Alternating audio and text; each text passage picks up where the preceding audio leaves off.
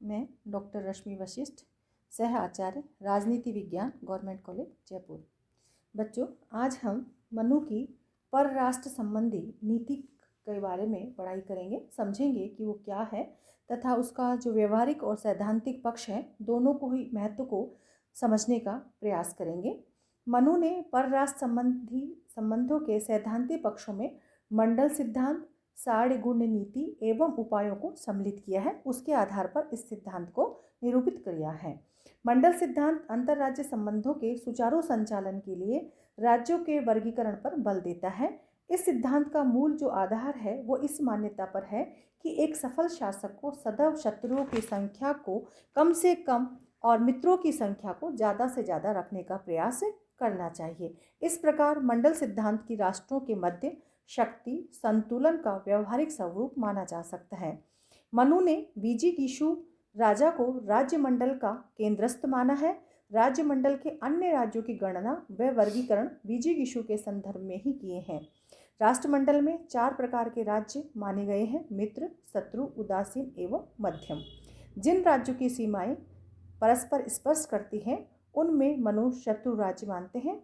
शत्रु राज्य का सीमावर्ती राज्य मित्र राज्य माना जाता है और मनु उस राज्य को जिसकी सीमाएं शत्रु एवं मित्र दोनों राज्यों की सीमाओं से मिलती हों उन्हें मध्यम का नाम प्रदान करते हैं। इन सभी राज्यों के भिन्न राज्यों को मनु ने उदासीन राज्य कहकर संबोधित किया है।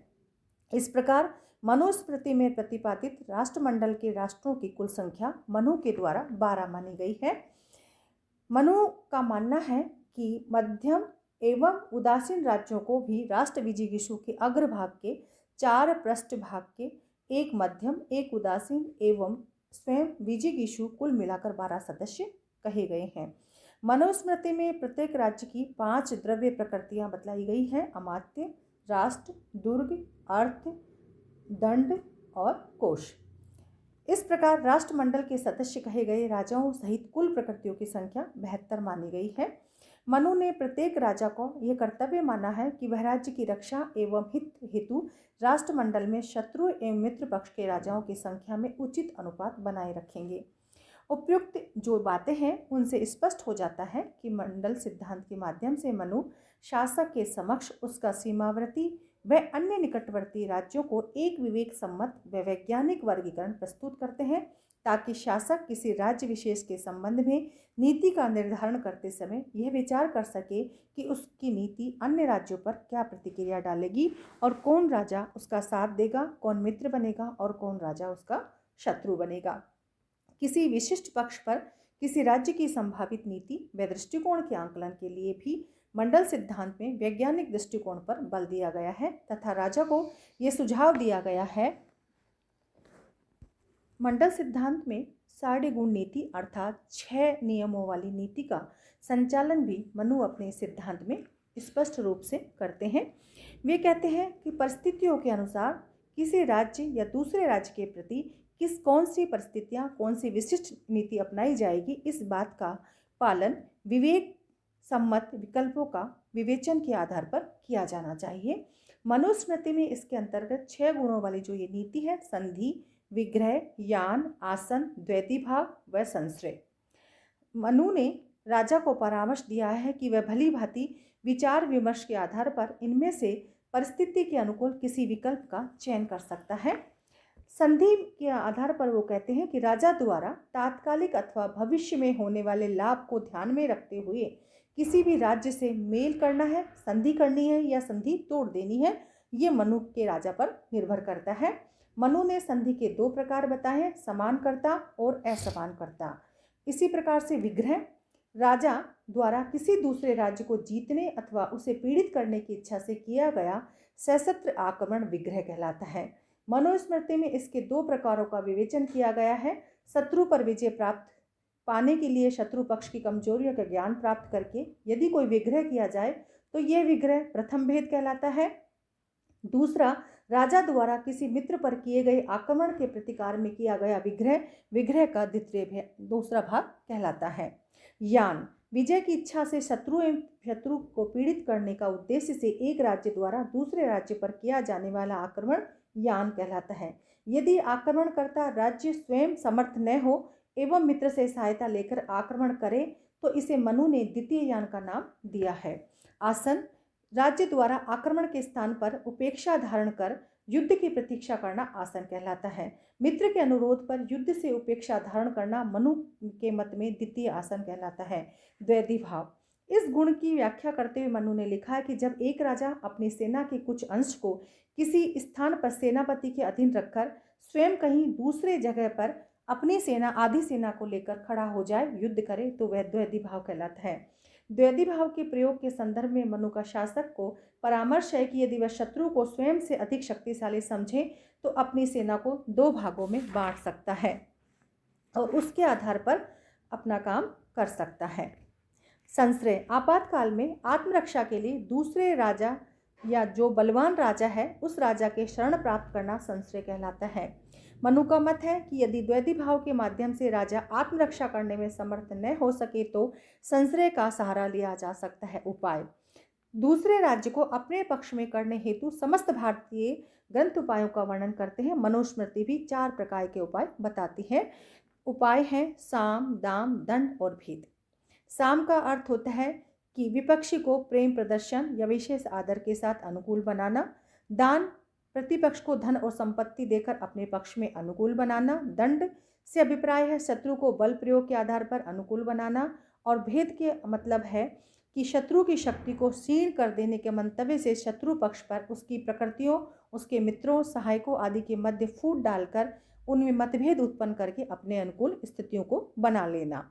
परराष्ट्र नीति एवं राजनय का जो व्यवहारिक स्वरूप है वो है कि इसमें दूत व्यवस्था, मनु ने दूतों की भूमिका को परराष्ट्र संबंधों के संचालन में बहुत ही अधिक महत्वपूर्ण स्थान प्रदान किया है। मनु का कथन है कि दूत की शत्रु से मेल करा देता है, दूत झगड़ा करवा देता है, दूत विग्रह भी करवा सकता है और वह फूट भी डलवा सकता है।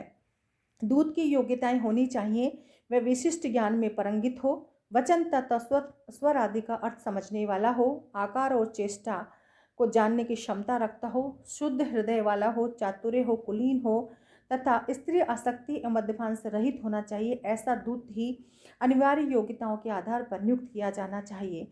शुद्ध, अनुरुक्त, चतुर, तीव्र स्मरण शक्ति युक्त, देश व काल के अनुरूप निर्भय एवं वाक्पटु दूत को मनु ने श्रेष्ठ दूत के रूप में स्वीकार किया है।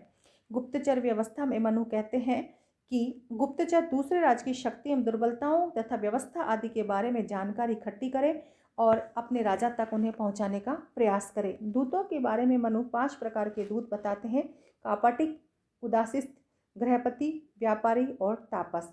मनुस्मृति में गुप्तचरों की योग्यताओं, कार्यविधि एवं व्यवहार आदि के विषय में बहुत ही विस्तृत से विवेचना नहीं की गई है, लेकिन फिर भी वह इनकी अलग अलग जो स्थिति है उनकी विवेचना करते हैं। युद्ध के प्रति जो मनु का दृष्टिकोण है, उनका कहना है कि युद्ध का औचित्य क्या हो सकता है। मनु युद्ध के औचित्य को स्वीकार करते हैं और कहते हैं कि राज्य के हित के संवर्धन में उसको बढ़ाने के लिए युद्ध अनिवार्य और एकमात्र आधार के रूप में स्वीकार नहीं किया जाना चाहिए, लेकिन राज्य में कभी जब आवश्यकता पड़े तो युद्ध किया भी जाना चाहिए। राज्य हित की पूर्ति के लिए अपनाए जा सकने वाले साधनों की तुलनात्मक वरीयता व वांछिता के क्रम में मनु युद्ध को अंतिम स्थान प्रदान करते हैं। मनुस्मृति में अनेक प्रसंगों में मनु ने शासक को परिस्थितियों के स्वराष्ट्र के प्रति अनुकूल होने की दशा में दूसरे राज्य पर आक्रमण का परामर्श दिया है, परंतु युद्ध के समय दोनों पक्षों की विजय पराजय अनिश्चित होने के कारण मनु शासक को सामान्यतः युद्ध के त्याग का परामर्श देते हैं। युद्ध के प्रकार 2 बताते हैं: धर्म युद्ध और कूट युद्ध। धर्म युद्ध की संज्ञा उसे दी गई है जो शत्रु द्वारा युद्ध हेतु आमंत्रित किए जाने पर समस्त नैतिक नियमों के आधार पर युद्ध किया जाए तथा युद्ध के सभी नियमों का पालन किया जाए। कूट युद्ध वह होता है जिन युद्धों में युद्ध के नैतिक नियमों की अवहेलना की जाए। मनु ने कूट युद्ध कहा है। मनु ने कूट युद्ध के अंतर्गत जो क्रियाएं बताई हैं वो है: शत्रु को पीड़ित करने के लिए उसके चारों ओर घेरा डालना, शत्रु के तड़ांग, नहर, कूप आदि को नष्ट कर देना, नगर के रास्तों को रोक लेना, प्रवेश द्वार पर मिट्टी से भर देना तथा शत्रु पक्ष के सेनापति मंत्रियों को लालच देकर अपने पक्ष में कर लेना, शत्रु के द्वारा किए जा रहे कार्यों का गुप्त ढंग से ज्ञान प्राप्त किया जाना। युद्ध के कुछ नियम हैं। मनु कहते हैं कि नैतिक नियमों के पालन पर अत्यधिक बल दिया जाना चाहिए। मनु की युद्ध संबंधी नीतियों के विवरण से स्पष्ट होता है कि वे युद्ध के नियमों का पालन आवश्यक समझते थे। उनका मानना है कि युद्ध में कूट शस्त्रों, विष बुझाए गए शस्त्रों, अग्नि से प्रज्वलित अग्रभाग वाले शस्त्रों का प्रयोग नहीं किया जाना चाहिए तथा शस्त्र प्रहार शरणागत शत्रु पर नहीं किया जाना चाहिए। सोए हुए व्यक्ति पर शस्त्र नहीं डालना चाहिए। युद्ध में योद्धाओं द्वारा जीता गया धन उन्हीं योद्धाओं को प्रदान वापस दे देना चाहिए। विजित राष्ट्र एवं उसके धन के प्रति जो व्यवहार है उसके बारे में भी मनु स्पष्ट कहते हैं कि कभी भी जीते हुए राजा को परेशान नहीं करना चाहिए। राजा को परामर्श दिया है कि कम मूल्य के द्रव्य युद्ध जीत कर लाने वाले योद्धा को दे दिए जाने चाहिए। मनु के अनुसार केवल बहुमूल्य रत्न, सोना, चांदी, भूमि ही राजा द्वारा ग्रहण की जानी चाहिए तथा यथा समय सैनिकों के मध्य उनको पुरुषार्थ के आगे वितरण कर देना चाहिए। मनु ने परामर्श दिया है कि विजित राज्य अपना शासन स्थायी बनाने के लिए राजा को वहीं के व्यक्तियों की प्रति उदारता और सहिष्णुता का व्यवहार करना चाहिए, उन्हें कोई कष्ट नहीं देना चाहिए। इस संदर्भ में विजेता शासक को निर्देश देता है कि विजय लाभ के उपरांत जो वस्तुएं हैं वह उन्हीं को दान दे देनी चाहिए, ब्राह्मणों को दान कर दे। राज्य में विज्ञापति करे कि युद्ध में जिन व्यक्तियों ने उनके प्रति विरोध का आचरण किया है उन्हें अभयदान प्रदान कर दें, निर्भय होकर अपने कार्य को कर सकें। मनु कहता है कि विजित राज्य के प्रशासन हेतु राज्य के प्रमुख व्यक्तियों की इच्छा अनुसार या इनकी इच्छा को जानने के बाद उसी राज्य के शासक के वंश के व्यक्ति को ही उस राज्य पद को दे देना चाहिए, उसे नियुक्त कर देना चाहिए। विजेता राजा को परामर्श दिया है कि विजित राज्य के साथ कुछ शर्तों का निर्धारण कर ले जिनका विजित राष्ट्र द्वारा पालन किया जा सकेगा। राजा को वह परामर्श देता है कि वह विजित राष्ट्र के निवासियों को धार्मिक कार्यों में हस्तक्षेप नहीं करे, वह नवनियुक्त राजा को रत्नाभूषण देकर सम्मानित करे। परराष्ट्र संबंधों के विभिन्न पक्षों के संदर्भ में मनुस्मृति में हुआ विवेचन स्पष्ट करता है कि मनु राष्ट्र परराष्ट्र नीति के विषय में एक आदर्शात्मक व संगठित व्यवस्था का प्रतिपादन करते हैं।